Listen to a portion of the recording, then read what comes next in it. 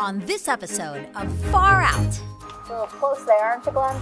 we're taking you inside some of the coolest labs at NASA's Kennedy Space Center to witness how scientists and engineers are discovering how to live We can't bring everything with us from Earth. and work Shelters, launch and landing pads. on the moon.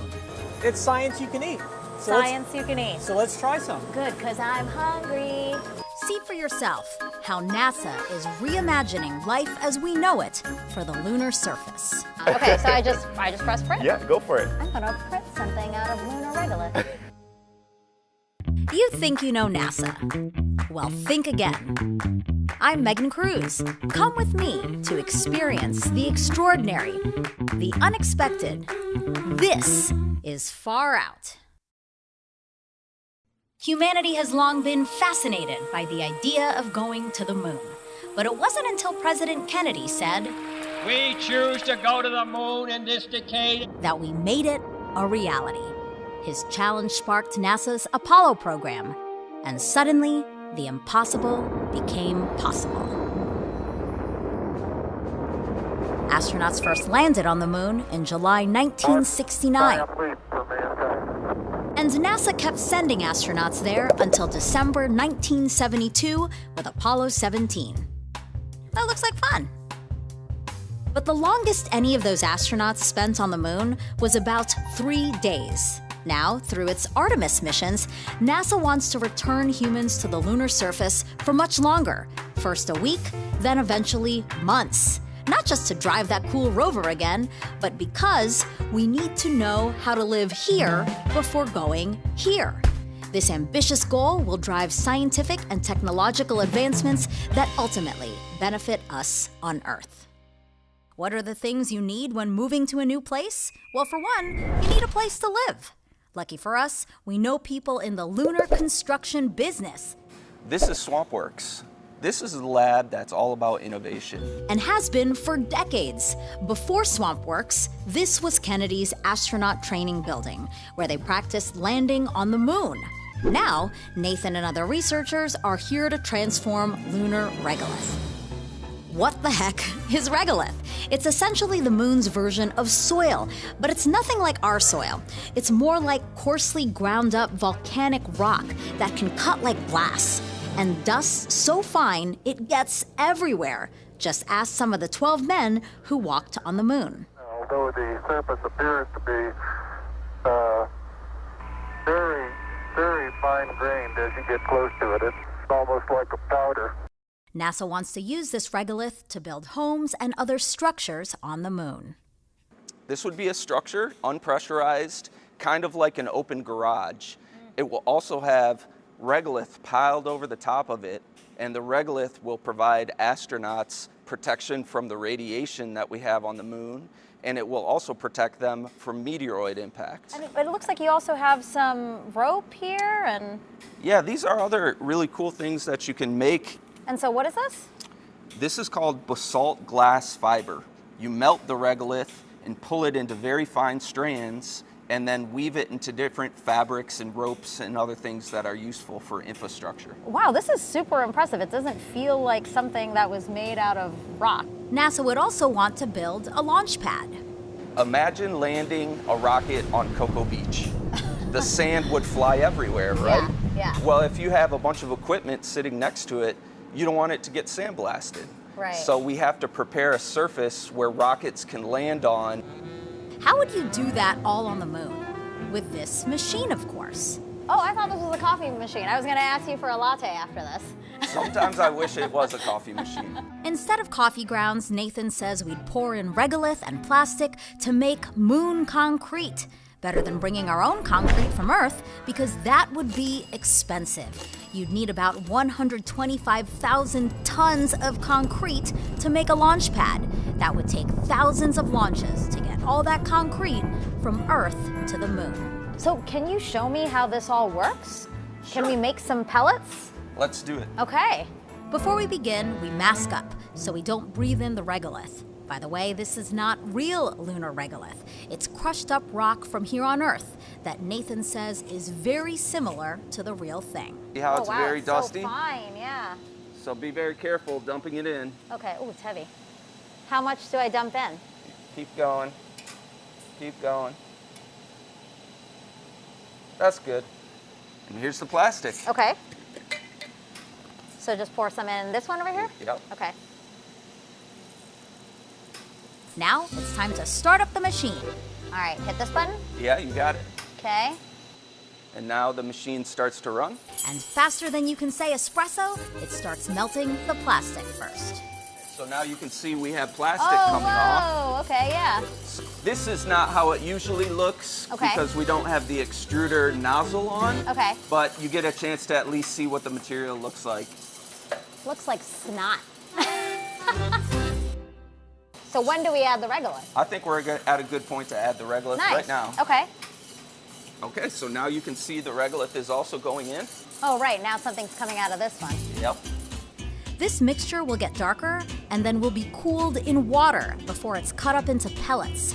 Then those pellets would go into a 3D printer.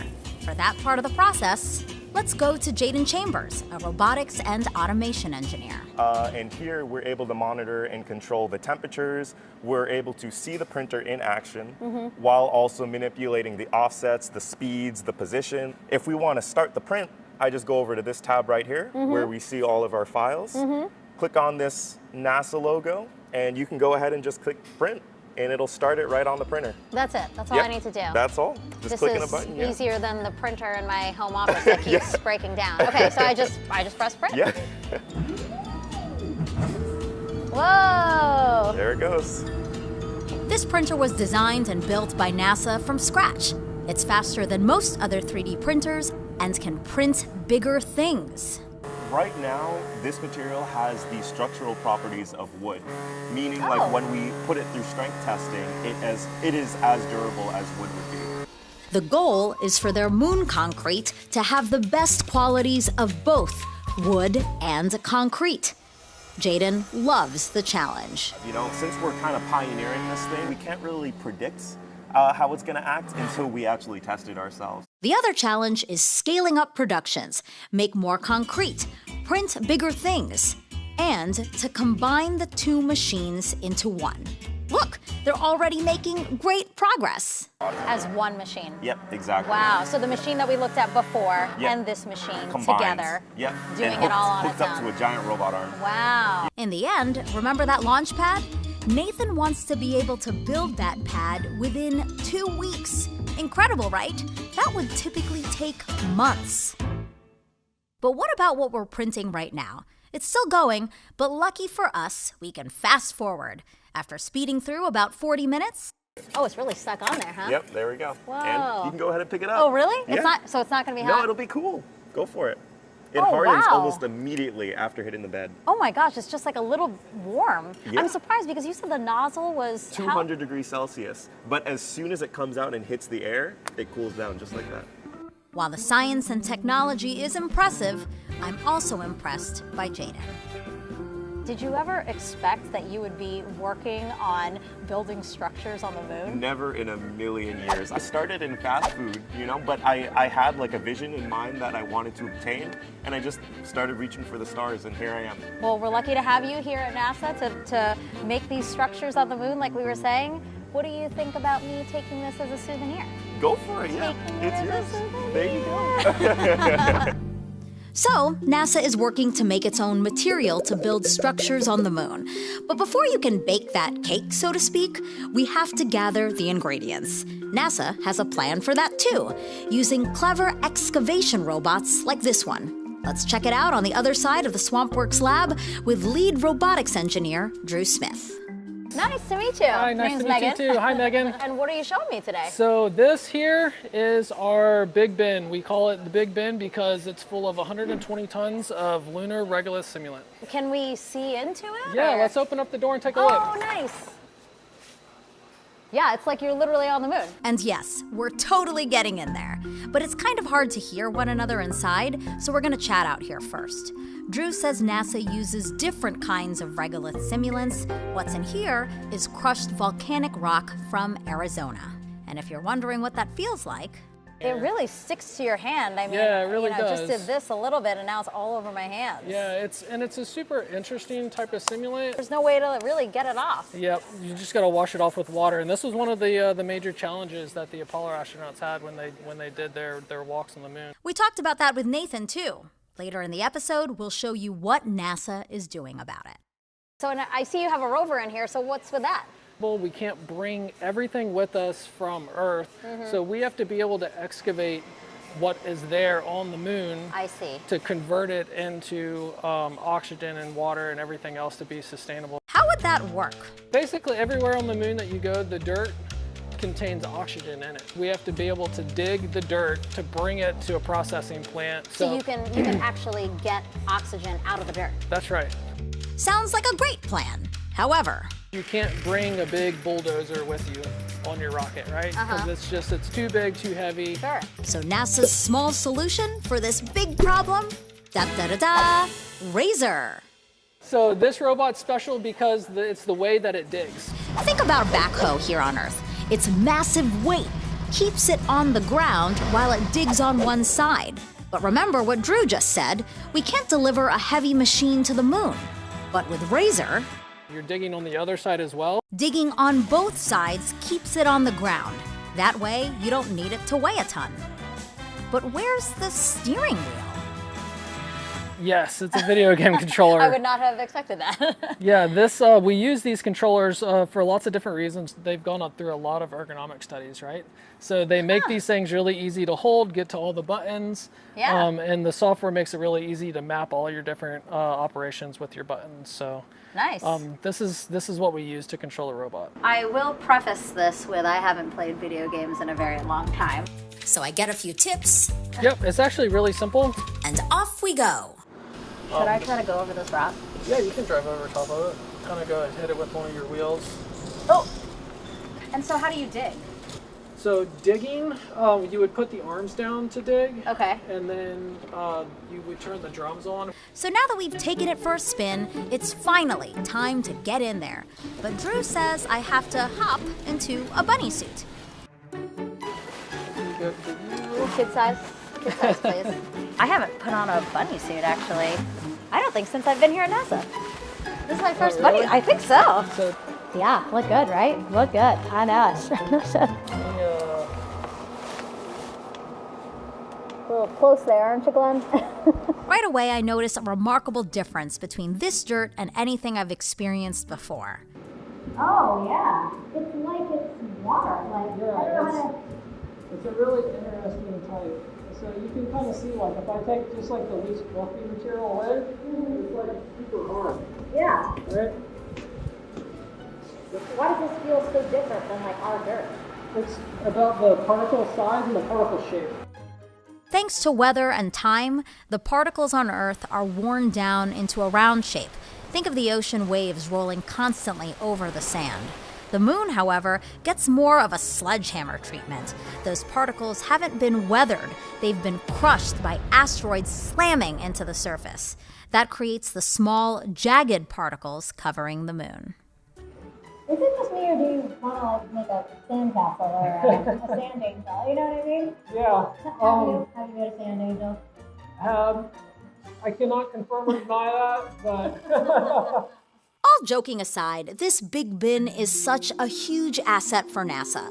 All this regolith simulant, 120 tons of it, allows engineers to test machines like Razor in an environment that really mimics the moon. And what they're learning from Razor is now helping them build a smaller version called IPEX.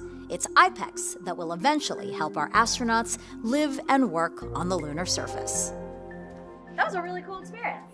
So it's always fun to work for what your passion is, right? So robotics and digging, excavation, it's not even like coming to work. When you were a kid, did you think this is what you'd be doing? No. Are you glad this is what you're doing? Yes. Thank you so much, Drew. Yeah, it's really great meeting you. Yeah, you too. We've been learning a lot about lunar regolith and how it could be a resource for us on the moon. But it's also one of the biggest challenges of staying there. Let's meet Charles Bueller now. Great to meet you. And this is? This is Hollywood. Hollywood. Who named him that? I did. Okay. And why is he named Hollywood? I don't know. He looks like a movie star. Actually, he does. He does. But why is he here with us today? He is donning an EDS suit. EDS, short for Electrodynamic Dust Shield. Basically, scientists here at Kennedy Space Center have found a way to use static electricity to keep dust off our stuff on the moon. We know Apollo astronauts would have loved this technology. The Apollo astronauts complained heavily about dust loading on their suits, on their visors, and in their grips of their tools and their hands. And they struggled with trying to remove the dust. Conventional methods like brushes and vacuum cleaners didn't work very well. So after 50 years, NASA's been looking into other technologies that can help mitigate the dust problem. So we're here to see it in action. Let's say goodbye to Hollywood and follow Charles into another part of Kennedy's electrostatics and surface physics lab. These are sample EDSs. Okay. That we use for demonstration purposes. We have a glass EDS to remove dust from glass surfaces, and then we have a non-transparent one for thermal radiators. Glass versus plastic. Yep. Okay. All right, so how do we show this thing? Well, what we do is we put lunar simulant dust on it. Like Nathan and Drew, Charles is also working with a regolith simulant. His is finely crushed volcanic rock from Hawaii. We put it on our EDSs. All right. So you make it nice and dirty. You don't want the astronauts to go clean it off themselves. Okay. You want this to be self-cleaning. Right. Okay. So when I turn it on. Whoa! Oh my gosh, that's incredible. All because of electricity. Yes. That's what's doing it. Now don't be fooled by this easy flip of the switch. Charles says this technology is more than 25 years in the making. Can we see it again? Sure. It doesn't matter how much, or? Just a little bit, and Okay. just tap it over the top. Just tap, tap, tap. There you go. Okay. A little bit more on the other one.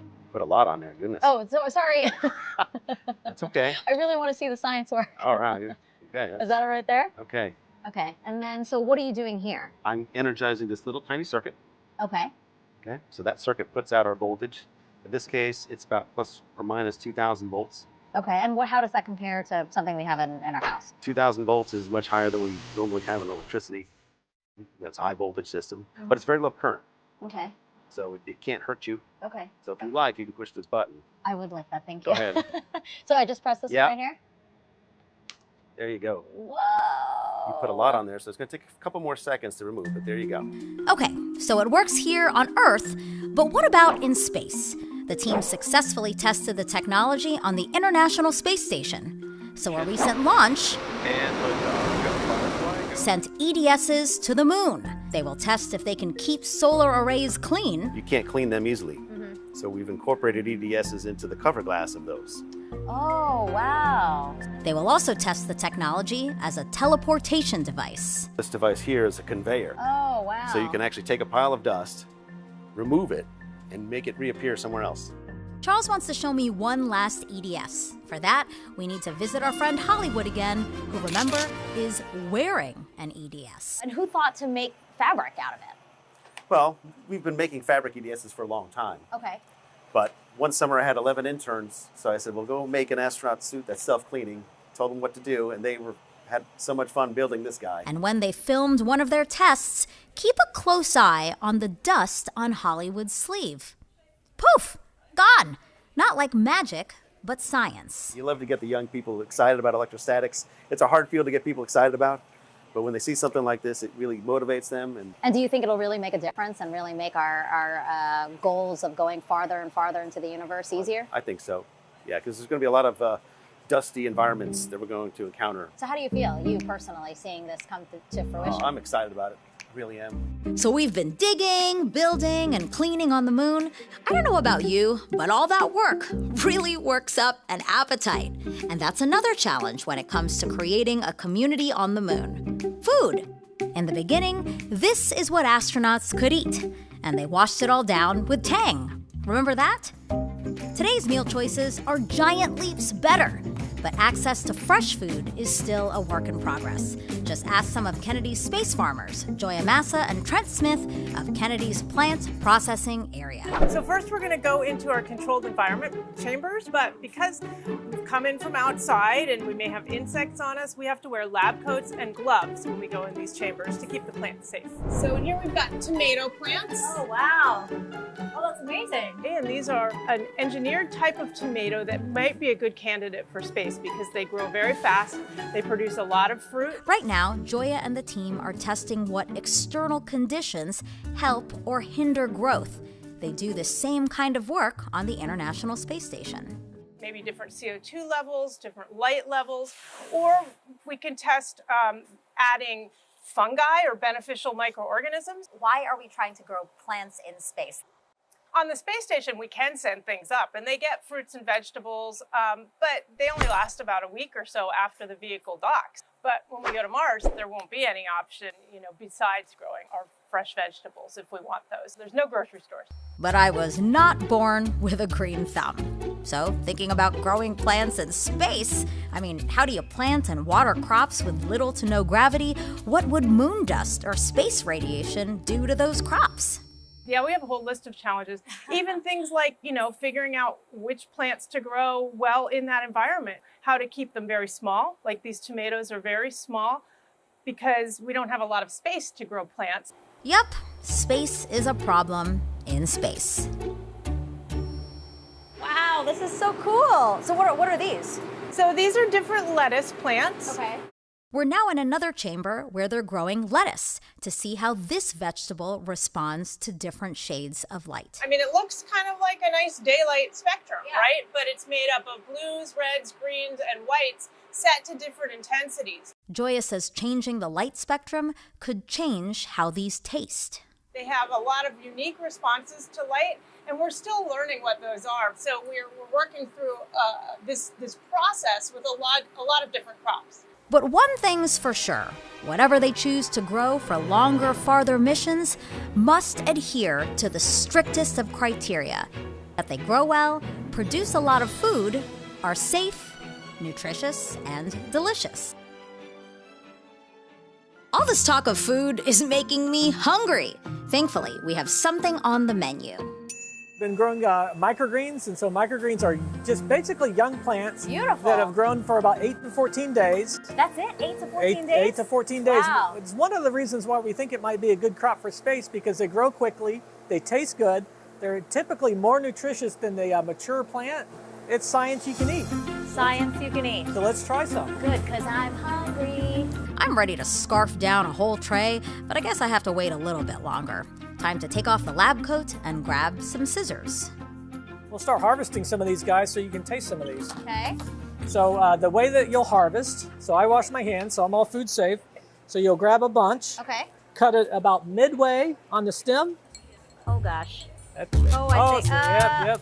Do I just cut it? Just cut it. Okay. You don't want any roots. This one's purple kohlrabi, so this one's going to be a really nice flavor. What do you have? Garnet Giant. That's going to have a spicy wasabi flavor. That's one's going to be really good. Okay, you are like excellent at this, and I can't get one without roots. You are learning.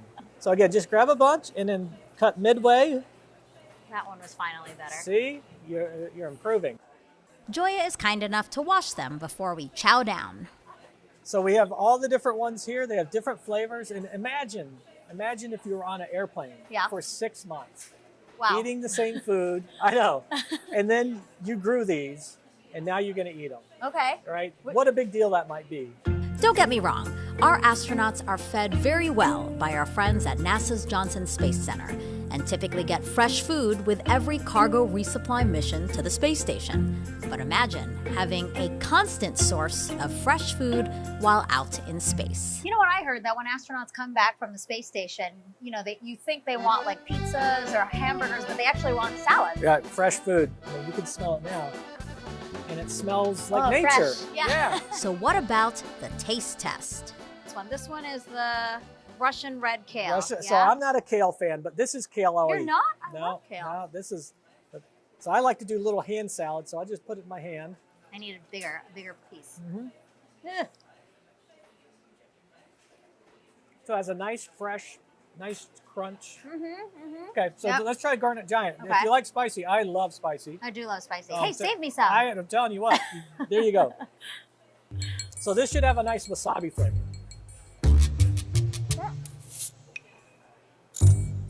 Oh my God. Yeah.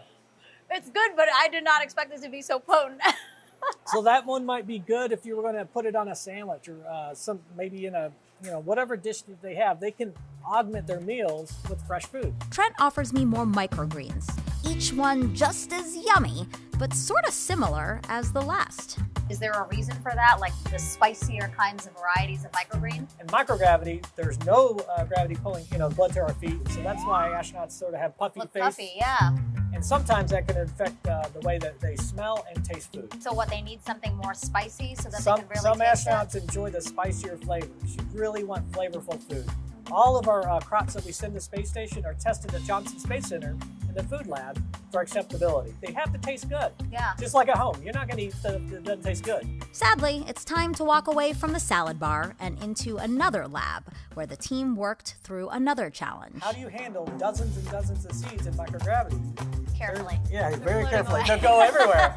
So we came up with a food-safe, water-soluble polymer that we could cast and put the seeds in. So that seeds don't float away. Exactly. And the astronauts can handle it. Okay. And because soil won't be easy to handle in space either, astronauts on the space station have been testing these plant pillows in a growth chamber since 2014. I call it space dirt, but it's a calcined clay, exactly right. And it holds water and air at the same time. We use controlled release fertilizer, just like you might do at home. Joya and our scientists will plant the seeds here on the ground. But that doesn't work if we're going to Mars, right? Okay, got it. We want the astronauts to be able to plant their own seeds. So in 2021, NASA astronaut Mike Hopkins showed astronauts can plant their own seeds in space using the seed film. Trent shows me how Mike did it. So you put it in between Put it in three across. 3 across. Yep. And I just put it in. You just like slide this? it right in there. Does this go in? No, the wick stays out. The wick stays out. Okay, got it. We gave him crew instructions. I gave you nothing. You are not setting me up for success. No, but you did it. See? Okay. Right, and so now the seeds are in there, and so if you inject water, now the arc light will take the water. The wick will take the water from the arc light, wick it to the seeds in the seed film. The seed film will dissolve, leaving the seeds in place. And that's what this lab is all about. Solving the problem of no grocery stores in space. The Veggie team takes great pride in their contribution to space exploration. Trent, thank you so much. I can't believe I met a space farmer today. Thanks a lot. Appreciate it.